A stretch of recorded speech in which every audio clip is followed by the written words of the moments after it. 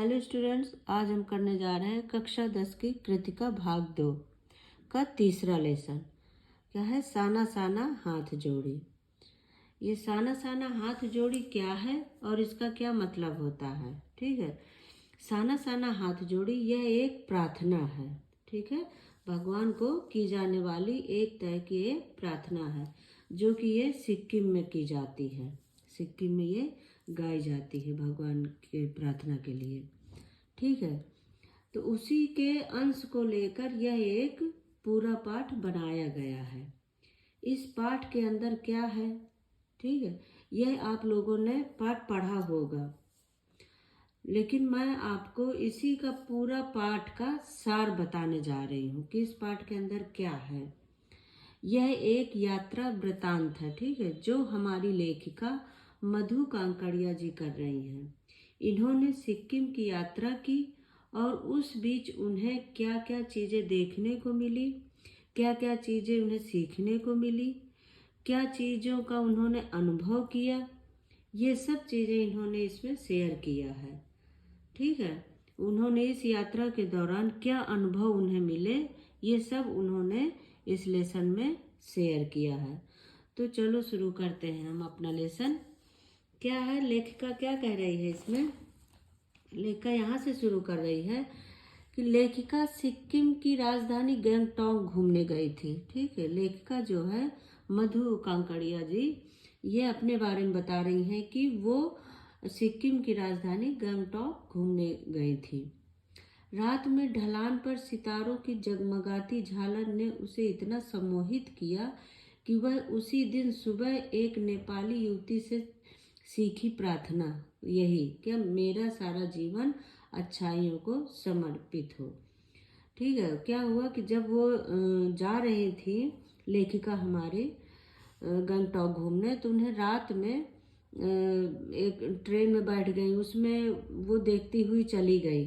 ठीक है, सितारों की रात जगमगाती झालर से उन्हें इतनी अच्छी लग रही थी चांदनी रात कि वो बस वही नज़ारा देखती हुई जा रही थी। साथ में उनके एक नेपाली युवती भी थी, तो वो प्रार्थना कर रही थी, क्या साना साना हाथ जोड़ी। तो वो जो हमारी लेखिका थी, उन्होंने ये उससे उस युवती से, नेपाली युवती से प्रार्थना सीखी कि मेरा सारा जीवन अच्छाइयों को समर्पित हो। वो भी ये प्रार्थना करने लगी। ठीक है, अगले दिन मौसम साफ न होने के कारण लेखिका कंचनजंगा की चोटी तो नहीं देख सकी, क्योंकि वहाँ का मौसम सही नहीं था, बादल थे, तो उन्हें चोटी तो नहीं दिखाई दी कंचनजंगा की। परंतु ढेरों खिले फूल देखकर वह खुश हो गई। तरह तरह के वहाँ फूल खिले थे। ठीक है, तो वह सब देखकर वह खुश हो गई। वह उसी दिन गैंगटॉक से 49 यानी 49 किलोमीटर दूर युमथांग देखने, वो वहाँ से, कहाँ से, गैंगटॉक से 49 किलोमीटर दूर था युमथांग, वहाँ देखने गई। वहाँ पे अपनी सहयात्री, उनकी एक दोस्त भी थी मणि, और गाइड जो आपके साथ जाके पूरी चीज़ें दिखाते हैं और आपको बताते जाते हैं। ठीक है, वो थे जितेन नार्गे के साथ वो रवाना हुई। ठीक है, कहाँ? युमथांग देखने के लिए। तो वहाँ के लोग बौद्ध धर्म को बहुत मानते थे। जब वो गई तो उन्हें रास्ते में कुछ ऐसी चीज़ें दिखाई दी, तो वही वो कह रहे हैं कि वहाँ के लोग बौद्ध धर्म को बहुत मानते थे। रास्ते में उन्होंने बौद्ध अनुयायियों की लगाई सफ़ेद रंग की झंडियाँ, ठीक है, पताके, तो वो लगी थी। तो उन्होंने पूछा नारगिल से कि ये सफ़ेद पताके क्यों लगाए गए हैं।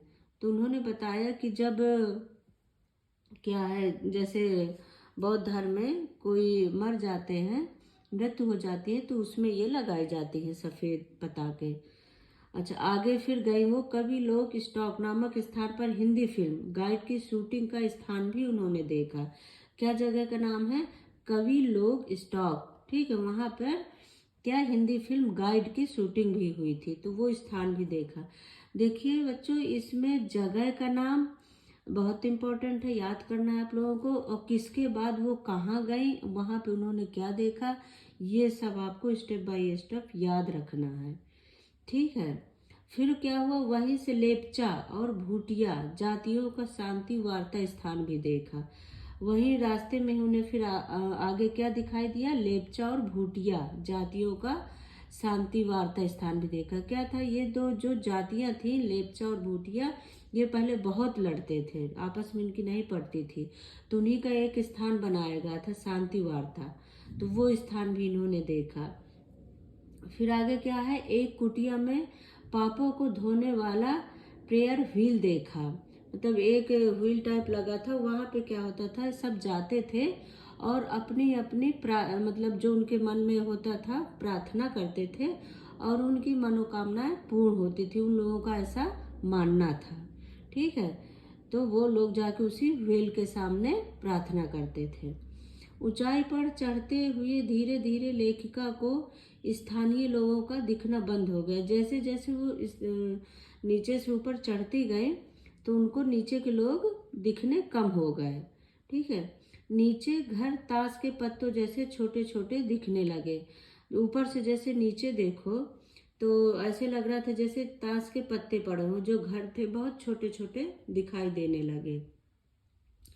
ठीक है, जैसे जैसे ऊपर जाओगे तो नीचे का नज़ारा हमें छोटा छोटा ही दिखाई देता है, तो वही बता रहे हैं कि वो ताश के पत्तों से घर दिखाई देने लगे। हिमालय की विशालता दिखने लगी। अब जैसे जैसे ऊपर जा रहे थे तो हिमालय उनको थोड़ा साफ दिखाई दे रहा था। ठीक है, रास्ते सकरे और घुमावदार थे। अब आगे जितना ही जा रहे थे तो वहाँ क्या था कि रास्ते बहुत सकरे थे और घुमावदार थे, क्योंकि पहाड़ों पे रास्ते ऐसे ही बनाए जाते हैं, जहाँ से जगह मिली वहीं से घुमा दिया। ठीक है, गहरी खाइयाँ बादलों से भरी थी। नीचे अब जैसे ऊपर जा रहे थे और वो नीचे देखने लगे तो उन्हें ऐसे लग रहा था कि ये खाइयों में बिल्कुल बादल घिर गए हों। हरियाली के बीच कहीं कहीं खिले फूल भी थे। वहाँ ऊपर जो है देख रही थी वो, तो वहाँ हरियाली भी कहीं कहीं दिख रही थी और फूल भी कुछ बहुत थे, जो कि बहुत ही वहाँ का नज़ारा उन्हें सुंदर लग रहा था। हिमालय की सुंदरता ने यात्रियों को प्रभावित किया और वे प्रार्थना के लोकगीत गाने लगे। चांदी की तरह चमकती तिस्ता, कौन सी नदी याद रखना इसको, तिस्ता नदी लगातार सिलीगुड़ी से साथ साथ चल रही थी। यहाँ पे क्या कह रही हैं कि हिमालय की सुंदरता जो थी वो यात्रियों को बहुत प्रभावित कर रही थी और उसी के साथ साथ लोग लोकगीत भी गा रहे थे, इतने खुश थे। और ऐसे जो तिस्ता नदी थी वो बिल्कुल ऐसे लग रही थी जैसे चांदी की परत, इतनी वो सफ़ेद स्वच्छ पानी था कि ऐसे लग रहा था जैसे चांदी की परत बिछा दी गई हो, और वो भी सिलीगुड़ी के साथ साथ चल रही थी। प्रसन्न लेखिका ने भी हिमालय को सलामी देनी चाहिए थी कि जीप चलती हुई सेवन सिस्टर्स फॉल के सामने आ खड़ी हुई। ठीक है, लेखिका भी इतनी प्रसन्न थी, इतनी खुश थी कि वो भी हिमालय को सलामी देना चाहती थी। ठीक है, झरने की कलकर और ठंडक ने लेखिका के मन की सारी दुर्भावनाओं को खत्म कर दिया। क्या थी, जो वहाँ के जो झरने गिर रहे थे उनकी कलकल आवाज़ और ठंडक इतनी मनमोहक थी कि जो लेखिका के अंदर नेगेटिविटी थी, जो भी अंदर से उसे अच्छा नहीं लग रहा था, वो सब दूर हो गया। ठीक है, उसके अंदर सिर्फ ताजगी और पॉजिटिविटी ही भर गई, उनकी सब दुर्बलताओं को वहीं खत्म कर दिया।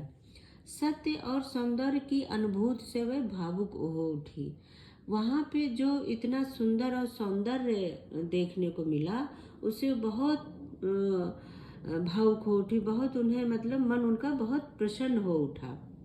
आगे बढ़ने पर बादलों की लुका छिपी के बीच हिमालय की शोभा हरे पीले और कहीं पथरीले रूप में फिर दिखाई देने लगी। जब आगे बढ़ी तो कहीं बादल दिख रहे थे और कहीं नहीं थे, तो ऐसी लुका छुपी के बीच हिमालय की जो शोभा थी वो हरे पीले और कहीं पथरीले रूप में दिखाई देने लगी। क्या हुआ, कहीं तो हरियाली थी तो हरा दिखाई दे रहा था। ठीक है, कहीं मिट्टी टाइप थी तो पीले दिखाई दे रहे थे, कहीं पत्थर था तो पथरीले दिखाई दे रहे थे हिमालय। तो इस तरह से बादलों में की लुका छुपी के बीच हिमालय की शोभा और भी बढ़ रही थी। पल पल बदलती और सुंदर होती प्रकृति के विराट रूप के आगे लेखिका को अपना अस्तित्व तिनके जैसा लगा। क्या कह रही है यहाँ पे लेखिका कि पल पल बदलती और सुंदर होती प्रकृति, मतलब इतनी सुंदरता और इतना पॉजिटिविटी था वहाँ पे कि उस प्रकृति का विराट रूप देखकर लेखिका को अपना अस्तित्व, अपनी सोच बड़ी मतलब छोटी लगने लगी, तिनके जैसे लगने लगी। अज्ञान उनका दूर हो रहा था। क्या हुआ, ज्ञात ज्ञान होते ही एक बार फिर उसने प्रार्थना कि मेरा सारा जीवन अच्छाइयों को समर्पित हो, वो दोहराने लगी। मतलब उनके अंदर इतनी पॉजिटिविटी भर गई कि वहाँ पे वो जैसे ही उनका अज्ञानता दूर हुआ तो वो फिर ये गाना गाने लगी प्रसन्न होकर कि मेरा सारा जीवन अच्छाइयों को समर्पित हो, साना साना हाथ जोड़ी। ठीक है। लेखिका ने बच्चों को पीठ पर बांधे सकरे रास्तों को फूलदान से चौड़ा करती पहाड़ी स्त्रियों को देखकर क्या है, जब लेखिका वहां पे जा रही थी तो रास्ते में उन्होंने क्या देखा, वो जो सकरे और घुमावदार रास्ते थे वहां पे स्त्रियां थी, वो अपने पीठ पर अपने बच्चों को बांधे थी। ठीक है। और फूलदान से मतलब रास्ते को वो साफ कर रही थी, चौड़ा कर रही थी, जो पहाड़ी था वहां पे, तो किनारे किनारे से उनको साफ करके रास्ते को चौड़ा कर रही थी और पीठ पे अपने बच्चों को बांधे थी। ठीक है। चाय बागानों में काम करने वाली स्त्रियों को भी देखा और वहां पे जो स्त्रियां थी वो चाय बागानों में अपना भी काम कर रही थी, उनको भी उन्होंने देखा। और आगे जब चली तो उन्होंने क्या देखा कि 7-8 साल के बच्चे को उन्होंने देखा जो 3-4 किलोमीटर की चढ़ाई चलकर, ठीक है, पैदल चढ़कर वो पढ़ने के लिए विद्यालय जाते हैं। मतलब 7-8 साल के ऐसे बच्चों को भी उन्होंने देखा जो 3-4 किलोमीटर की पैदल चढ़ाई चढ़कर वो विद्यालय जाते हैं। जंगल से लकड़ी काटकर लाने, पानी भरने, ठीक है, मवेशियों को चराने के काम में स्त्रियों के साथ जुड़े बच्चों को देखकर लेखिका को पहाड़ी जीवन की कठिनाइयों का एहसास हुआ। देखिए वहाँ का जीवन का क्या बता रहे हैं यहाँ पे लेखिका कि जो पहाड़ों का जीवन है, पहाड़ में जीवन और भी कठिन है। एक तो वहाँ पे पानी की व्यवस्था इतनी अच्छी नहीं होती, तो वही कह रहे हैं कि जंगल से वो लकड़ी काट के लाती, पानी भरने के लिए कहीं जाती, फिर वहाँ से पानी लेकर आती। ठीक है। ये सब वो वहाँ की स्त्रियां करती हैं, उनके साथ बच्चे भी साथ में लगे रहते। तो लेखिका को बड़ा मतलब अंदर से वैसा फील हो रहा था, उनकी कठिनाइयों का एहसास हो रहा था लेखिका को कि इन लोगों को कितना सफ़र करना पड़ रहा है।